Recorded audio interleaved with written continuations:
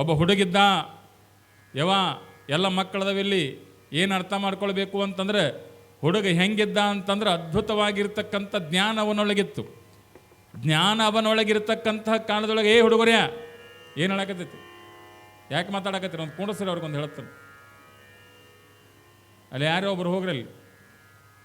ಹುಡುಗನೊಳಗೆ ಅದ್ಭುತವಾಗಿರುವ ಜ್ಞಾನ ಇತ್ತು.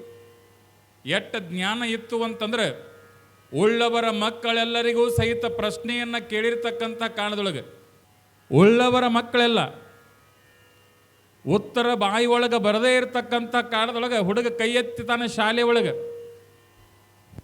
ಏನಂತ ಕೈ ಎತ್ತಾನಂತಂದ್ರೆ, ನನಗೆ ಬರ್ತೈತ್ರಿ ಗುರುಗಳೇ ಅಂತಾನೆ.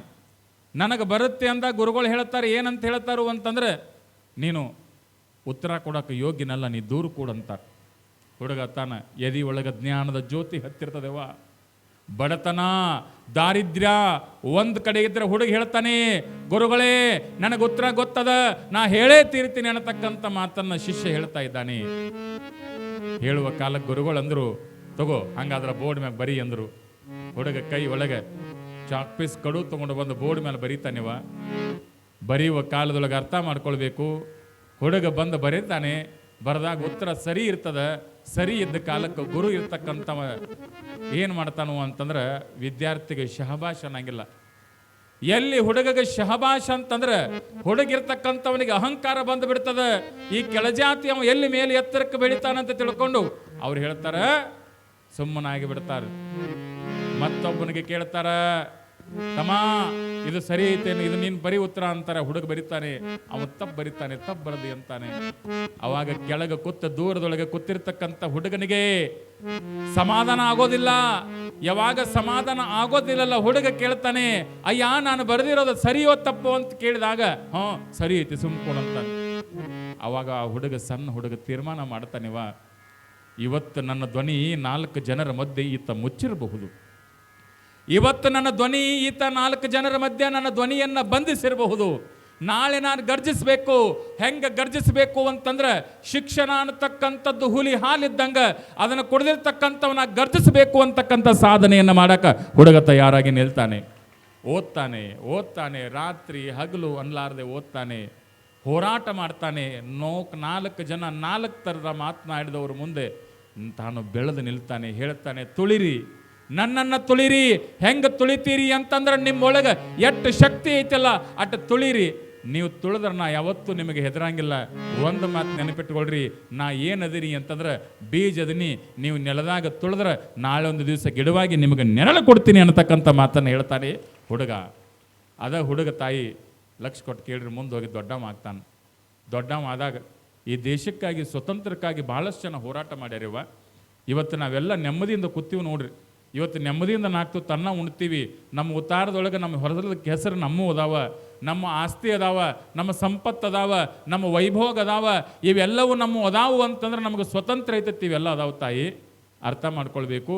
ಅಂಥ ಸ್ವತಂತ್ರ ಹೋರಾಟಗಾರರು 15ರಿಂದ 20 ಜನ ಸ್ವತಂತ್ರ ಹೋರಾಟಗಾರರಿಗೆ ಬ್ರಿಟಿಷ್ ನ್ಯಾಯಾಲಯ ಏನು ಮಾಡ್ತಿರ್ತದೆ ಅಂತಂದ್ರೆ, ಅವರಿಗೆ ಜೀವಾವಧಿ ಶಿಕ್ಷೆಯನ್ನು ಕೊಡ್ತಿರ್ತದೆ. ನೀನು ಹೇಳಿದ್ಮೇಲೆ ನಿಮ್ಗೆ ನಾನು ಮೊನ್ನೆ ಪೈಲೆ ದಿವಸ ಹೆಂಗೆ ಸಂಗೊಳ್ಳಿ ರಾಯನಿಗೆ ಬ್ರಿಟಿಷರು ಏನು ಮಾಡಿದರು, ಕೊರಳಿಗೆ ಹಗ್ಗ ಹಾಕಿದ್ರು. ಯಾಕೆ ಹಗ್ಗ ಹಾಕಿದ್ರು ಅಂತಂದ್ರೆ, ಸಂಗೊಳ್ಳಿ ರಾಯಣ್ಣನ ಪರವಾಗಿ ಧ್ವನಿ ಎತ್ತಲಾಕ ಬ್ರಿಟಿಷರ ಕೋರ್ಟಿನೊಳಗೆ ಯಾರೂ ಭಾರತೀಯರು ಇದ್ದಿದ್ದಿಲ್ಲ. ಅದಕ್ಕಾಗಿ ಏನಾಯ್ತು, ಸಂಗೊಳ್ಳಿ ರಾಯಣ್ಣನ ಕೊರಳಿಗೆ ಹಗ್ಗ ಬಂತೇವ. ಆದ್ರೆ ಒಂದು ಮಾತು ಅರ್ಥ ಮಾಡ್ಕೊಳ್ಬೇಕು ನೀವೆಲ್ಲ, ಏನೀತ ಯಾರ್ಯವ ಈ ಹುಡುಗ ಬೆಳೆದು ದೊಡ್ಡ ಲಾಯರ್ ಆಗ್ತಾನೆ. 10ರಿಂದ 15 ಜನರಿಗೆ ಕೊರಳಿಗೆ ಹಗ್ಗ ಹಾಕಬೇಕು ಅಂತ ಜಡ್ಜ್ ತೀರ್ಮಾನ ಬರೀತಿರ್ತಾನೆ. ಅಬ್ಜೆಕ್ಷನ್ ಮೈ ಲಾರ್ಡ್ ಅಂತ ಹೇಳಿ ಏನು ಮಾಡ್ತಾನು ಅಂತಂದ್ರೆ, ಕೋರ್ಟ್ ರಂಗವನ್ನು ಪ್ರವೇಶ ಮಾಡ್ತಾನೆ. ವಾದ ಮಾಡ್ತಾನೆ. ಎಷ್ಟು ಅದ್ಭುತವಾಗಿರುವ ವಾದ ಮಾಡಿದ ಅಂತಂದ್ರೆ, ಆ ಯುವಕ ನೆರೆದಿರ್ತಕ್ಕಂಥ ಜನ ಎಲ್ಲ ತಲೆ ಎತ್ತಿ ನೋಡ್ತಾ ಇದ್ದಾರೆ. ಎಲ್ಲಿಂದ ಕಲಿತು ಬಂದ ನೀವು, ಇವನ ಜ್ಞಾನ ಎಷ್ಟೈತಿ ಅಂತ ತಿಳ್ಕೊಂಡು ಎಲ್ಲರೂ ಇವನ ಕಡೆ ಕಣ್ಣೆರಳಿ ನೋಡ್ತಾ ಇದ್ದಾರೆ. ನೋಡುವ ಕಾಲಕ್ಕೆ, ಹಾಗೆ ವಾದ ಮಾಡೋ ಕಾಲಕ್ಕೆ ಯಾರೋ ಕೈ ಒಳಗೊಂದು ಚೀಟಿ ತಂದು ಕೊಡ್ತಾರಂತ. ಏನು ಚೀಟಿ ತಂದು ಕೊಡ್ತಾರೆ ಗೊತ್ತೀನಿವ, ನಿಮ್ಮ ಹೆಂಡತಿ ಸತ್ತಾಳ, ಆಕಿನ ಮಣ್ಣು ಮಾಡಕ್ಕೆ ಒಯ್ಲಾಕತ್ತಾರು, ನೀವು ಬರಬೇಕು ಅಂತ ಚೀಟಿ ತಂದು ಕೊಡ್ತಾರೆ. ಯಾರಿಗೆ? ವಾದ ಮಾಡ್ತಕ್ಕಂಥ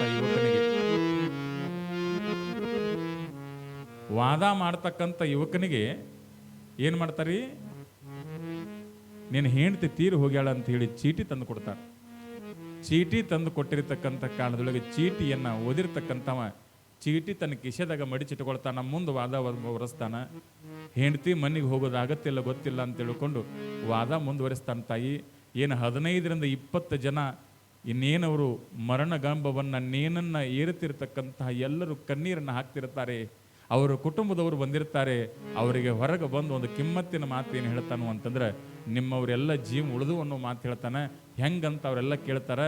ನಮ್ಮ ಮನೆಯವರನ್ನು ನಾಳೆ ಅವರ ಕೊರಳಿಗೆ ಹಗ್ಗ ಹಾಕ್ತಿದ್ರು, ಹೆಂಗೆ ಜೀವಂತ ಉಳಿದ್ರು ಅನ್ನೋ ಒಂದೇ ಒಂದು ಪ್ರಶ್ನೆ ಕೇಳಿದಾಗ ಆ ವ್ಯಕ್ತಿ ಏನು ಹೇಳ್ತಾನಪ್ಪ ಅಂತಂದ್ರೆ, ಇವತ್ತು ವಾದ ಮಾಡಿ ಅವರನ್ನೆಲ್ಲ ನಿರಪರಾಧಿಗಳಂತೇಳಿ ನಾವು ಕೋರ್ಟ್ನೊಳಗೆ ಘೋಷಣೆ ಮಾಡಿ ನೆನತಕ್ಕಂಥ ಮಾತು ಹೇಳ್ತಾನೆ. ಅವರೆಲ್ಲ ಖುಷಿಯಾಗಿ ಅವನ್ನ ಎತ್ಕೊಂಡು ಮೆರೆಸ್ತಾರೆ. ಎತ್ಕೊಂಡು ಮೆರೆಸುವಾಗ ಕಣ್ಣಾಗ ಹನಿ ನೀರು ಬರ್ತಿರ್ತಾವೆ. ಯಾಕೆ ನಿಮ್ಮ ಕಣ್ಣಾಗ ನೀರು ಬರಕತ್ತಾವು ಅಂತಂದ್ರೆ, ನನ್ನ ಹೆಂಡತಿ ತೀರ್ಕೊಂಡಾಳ ಅಂತೇಳಿ ಅವಾಗ 4 ಜನರ ಮುಂದೆ ಹೇಳ್ತಾನಂತ ನೋಡ್ರಿ ಪುಣ್ಯಾತ್ಮ. ನನ್ನ ಹೆಂಡತಿ ತೀರ್ ಹೋಗಿದ್ದಾಳೆ ಅಂತೇಳಿ 4 ಜನರ ಮುಂದೆ ಹೇಳಿರ್ತಕ್ಕಂತಹ ಕಾಲದೊಳಗೆ ತಾಯಿ ಅರ್ಥ ಮಾಡ್ಕೊಳ್ಬೇಕು.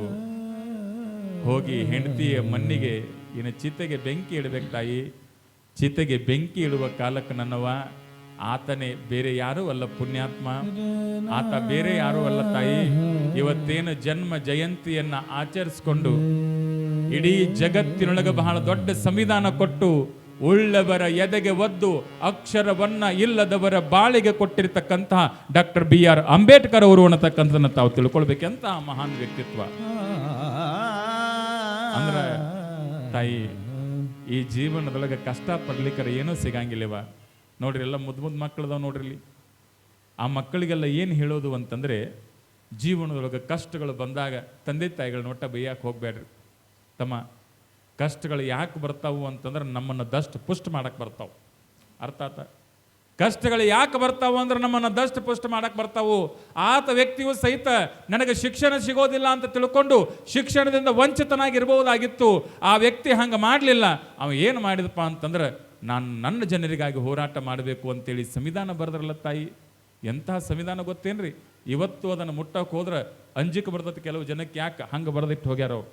ಯಾಕೆ ಬರೆದಿಟ್ಟು ಹೋಗ್ಯಾರು ಅಂತಂದ್ರೆ, ಈ ಜಗತ್ತಿನೊಳಗೆ ಈ ದೇಶದೊಳಗೆ ಧರ್ಮ ಗ್ರಂಥಗಳು ಒಂದು ಕಡೆ ಆದ್ರೆ ಸಂವಿಧಾನ ಅನ್ನತಕ್ಕಂಥದ್ದು ಅದು ಧರ್ಮ ಗ್ರಂಥದತ್ತ ಶ್ರೇಷ್ಠ ಐತಿ ಅನ್ನತಕ್ಕಂಥದ್ದನ್ನು ನಾವು ತಿಳ್ಕೊಳ್ಬೇಕು. ಅಂತಹ ಒಂದು ಪವಿತ್ರವಾಗಿರುವ ಗ್ರಂಥವನ್ನು ಕೊಟ್ಟ ಪುಣ್ಯಾತ್ಮನ ಆ ಸಮಾಜದ ಸದ್ಭಕ್ತರು, ಬಂಧುಗಳು, ಭಗಿನಿಯರು ಏನು ಮಾಡ್ಯಾರು ಅಂತಂದ್ರೆ, ನಮ್ಮೂರ ಆ ತಾಯಿ ದ್ಯಾಮಗಂಗಾ ದೇವಿಯ ಜಾತ್ರಾ ಮಹೋತ್ಸವ, ನಮ್ಮಪ್ಪ ಹನುಮಪ್ಪನ ಜಾತ್ರಾ ಮಹೋತ್ಸವ, ಇಂಥ ಜಾತ್ರಾ ಮಹೋತ್ಸವ ಕಾರ್ಯಕ್ರಮದೊಳಗೆ ಸದ್ಭಕ್ತರು ಬಂದು ಪ್ರವಚನ ಕೇಳಾಕತ್ತಾರು ಅಂತಂದ್ರೆ ಅವರಿಗೆಲ್ಲರಿಗೆ ಪ್ರಸಾದ ಮಾಡಿಸ್ತೀವಿ ಅಂತಂದ್ರೆ ಅದು ಅಂಬೇಡ್ಕರ್ ಪಾದಕ್ಕೆ ಮುಡ್ದತೆ ಅಂತ ತಿಳ್ಕೊಂಡು ನಮಗೆಲ್ಲ ಸಹಿತ ಭಕ್ತಿಯಿಂದ ಪ್ರಸಾದ ಮಾಡಿಸಿದ್ದಾರೆ.